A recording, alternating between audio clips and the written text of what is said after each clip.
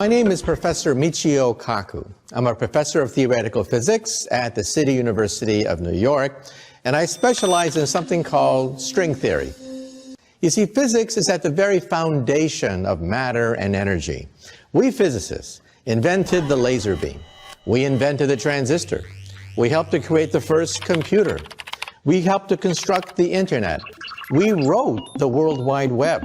In addition, we also helped to invent television, radio, radar, microwaves, not to mention MRI scans, PET scans, X-rays. In other words, almost everything you see in your living room, almost everything you see in a modern hospital at some point or other can be traced to a physicist. You have to understand physics. Physics is at the foundation of all the gadgetry, the wizardry, all the marvels of the technological age. All of it can be traced to the work of a physicist. Most of science fiction is, in fact, well within the laws of physics, but possible within maybe 100 years. And then we have impossibilities that may take 1,000 years or more. That includes time travel, warp drive, higher dimensions, portals through space and time, stargates, wormholes. You know, if you were to meet your great-grandparents of the year 1900, they were dirt farmers back then. They didn't live much beyond the age of 40 on average. Long-distance communication in the year 1900 was yelling at your neighbor. And yet, if they could see you now with iPads and iPods and satellites and GPS and laser beams, how would they view you? They would view you as a wizard or sorcerer. However, if we can now meet our grandkids of the year 2100, how would we view them? We would view them as gods. To paraphrase Arthur C. Clarke, any sufficiently advanced technology is indistinguishable from divinity. The history of physics is the history of modern civilization. Before Isaac Newton, before Galileo, we were shrouded with the mysteries of superstition. People believed in all sorts of different kinds of spirits and demons. What made the planets move? Why do things interact with other things? It was a mystery. So back in the Middle Ages, for example, people read the works of Aristotle. And Aristotle asked the question, why do objects move toward the earth? And that's because, he said, objects yearn to be united with the earth. And why do objects slow down when you put them in motion? Objects in motion slow down because they get tired. These are the works of Aristotle, which held sway for almost 2,000 years until the beginning of modern physics with Galileo and Isaac Newton. When the ancients looked at the sky was full of mystery and wonder. And in the year 1066, the most important date on the British calendar, there was a comet which sailed over the battlefield of Hastings. It frightened the troops of King Harold, and a young man from Normandy swept into England and defeated King Harold at the Battle of Hastings, creating the modern British monarchy. But the question is, where did the comet come from? What was this comet that mysteriously paved the way for the coming of the British monarchy? Well, believe it or not, that same comet, the very same comet that initiated the British monarchy, sailed over London once again in 1682. This time, everyone was asking the question, where do comets come from? Do they signal the death of the king? Why do we have messengers from the heavens in the sky? Well, one man dared to penetrate the secrets of comets, and that was Isaac Newton. In fact, when Isaac Newton was only 23 years old, he stumbled upon the universal force of gravitation. If apples fall, does the moon also fall? And the answer was yes. And that answer overturned thousands of years of mystery and speculation about the motions of the heavens. The moon is in free fall. Just like an apple, the moon is constantly falling toward the earth. It doesn't hit the earth because it spins around the earth and the earth is round, but it's acting under a force of gravity. So Newton immediately tried to work out the mathematics, and he realized that the mathematics of the 1600s was not sufficient to work out the motion of a falling moon. So what did Isaac Newton do? When he was 23 years old, not only did he stumble upon the force of gravity, but he also created calculus. In fact, he created calculus at the rate at which you learn it when you're a freshman in college. And why did he create calculus? To calculate the motion of a falling moon. The mathematics of his age was incapable of calculating the trajectories of objects moving under an inverse square force field. And that's what Isaac Newton did. He worked out the motion of the moon. And then he realized that if he understands the moon, he also understands the motion of the planets in the solar system. And Isaac Newton invented a new telescope. It was the reflecting telescope, and he was tracking the motion of this comet.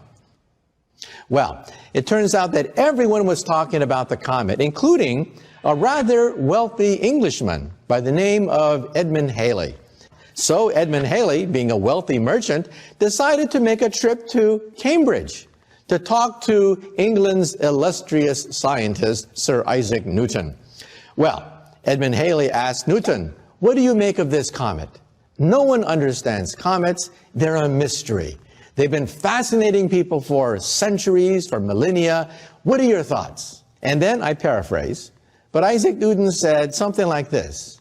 He said, "Oh, that's easy. That comet is moving in a perfect ellipse.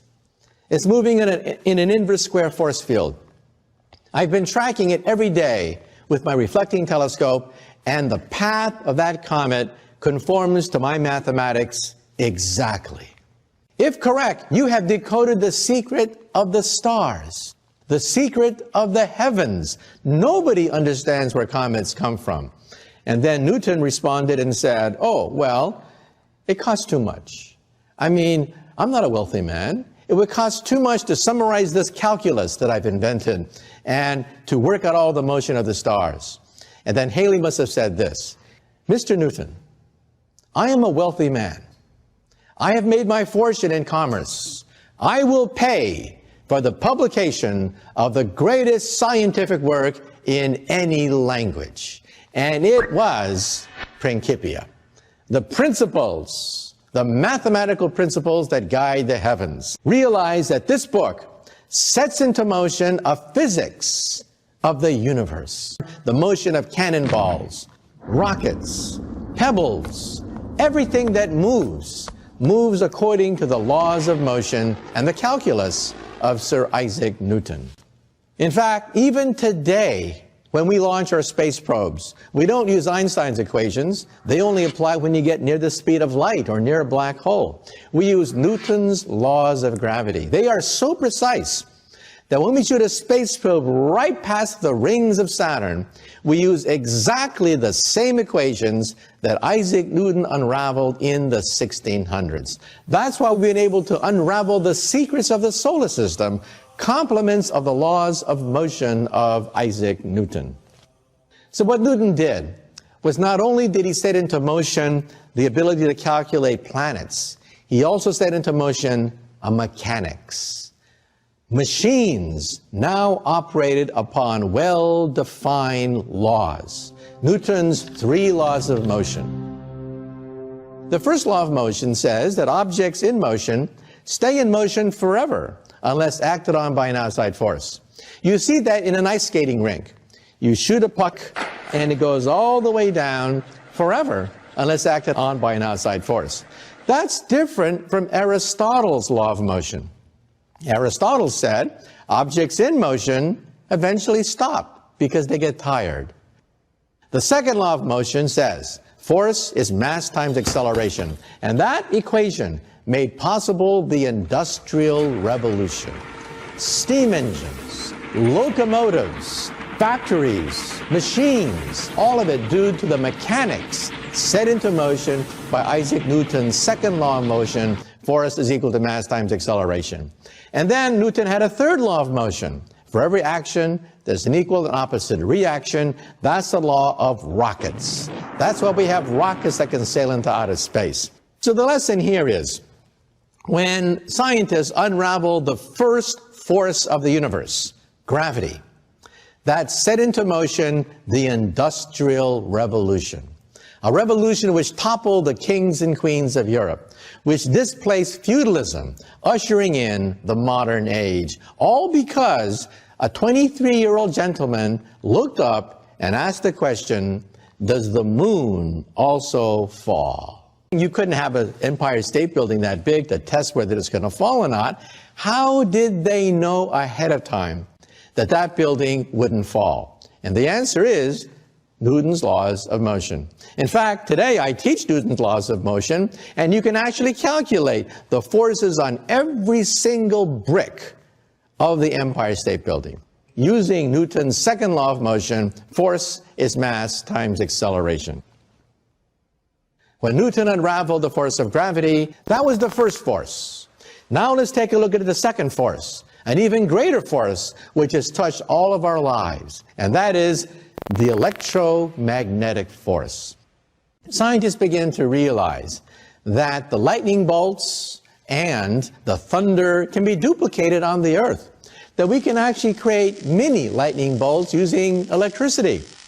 But it wasn't until the 1800s that finally we began to unlock the second great force which rules the universe, the electromagnetic force. Some people, for example, ask a simple question.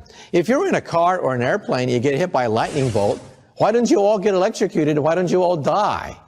Well, Faraday answered the question. He would create a cage. He would walk into this steel cage, electrify it, and he wouldn't get electrocuted at all. That's called the Faraday cage, and every time you walk into a metal structure, you get shielded by this metal object. Well, what Michael Faraday did was, he helped to unleash the second great revolution with something called Faraday's law. A moving wire in a magnetic field has its electrons pushed, creating an electrical current. That simple idea unleashed the electric revolution. And that's why we have hydroelectric generators, dams that can produce enormous amounts of power. That's why people build nuclear power plants. That's why we have electricity in this room right now. When you put a bicycle lamp on your bicycle, the turning of the wheel spins a magnet. The magnet then pushes electrons in a wire, and that's why electricity lights up in your bicycle lamp. So in other words, electricity and magnetism were unified into a single force. We once thought that electricity and magnetism were separate. Now we know they are, in fact, the same force. Well, around the time of the American Civil War, a mathematical physicist, James Clerk Maxwell, calculated, using the work of Faraday, the velocity of this wave. In one of the greatest breakthroughs of all time, James Clerk Maxwell calculated the velocity of this wave and found out it was the velocity of light. And then he made this incredible discovery. This is light. That's what light is. It doesn't by accident travel at the speed of electricity. It is light itself. And the equations were written down by James Clerk Maxwell. Unfortunately, Michael Faraday himself did not have a formal education. He could not put into mathematical form his own work. James Clerk Maxwell was a theoretical physicist, just like myself. He wrote down the mathematical physics of oscillating electric fields and magnetic fields, and they are called Maxwell's equations. These equations have to be memorized. by every physicist in grad school. You cannot get your PhD without memorizing these equations. Every engineer who deals with radar and radio has to memorize these equations. And so, if you go to Berkeley, where I got my PhD, you can buy a t-shirt which says, "In the beginning, God said, the four-dimensional divergence of an antisymmetric second-rank tensor equals 0, and there was light." Ladies and gentlemen, this is the equation for light. This is a picture of the Earth from outer space. Look at this picture. Europe, electrified. You can actually see the fruits of all of our efforts to create electricity, to energize our lives in one picture, seeing the Earth from outer space. So let's now talk about how Faraday and Maxwell's work touches your life as well. This is the Internet. The Internet is a simple byproduct of the electromagnetic force, and you can see that where there is the Internet, there's prosperity. There's science, there's entertainment, there's economic activity. Where there's no Internet, there's poverty. And in the future, the Internet will be miniaturized and it'll be placed in your glasses. Your glasses will recognize people's faces and display their biography next to the image as you talk to them. And then when they speak Chinese to you, your glasses will translate Chinese into English and print out subtitles right beneath their image. So in the future, you will know exactly who you are talking to without even talking to them. And this means that at a cocktail party, if you're looking for a job, but you don't know who the heavy hitters are, in the future, you will know exactly who to suck up to. In the future, chips will only cost a penny, because we can manufacture tinier and tinier transistors. You will have Faraday's electromagnetic force inside your body. This is a pill. It has a chip in it. The chip is smaller than an aspirin pill. It also has a TV camera and a magnet. When you swallow it, the magnet guides the camera, taking pictures of your stomach, your intestines, because we all know what middle-aged men fear the most, colonoscopies. And this gives new meaning for the expression Intel inside.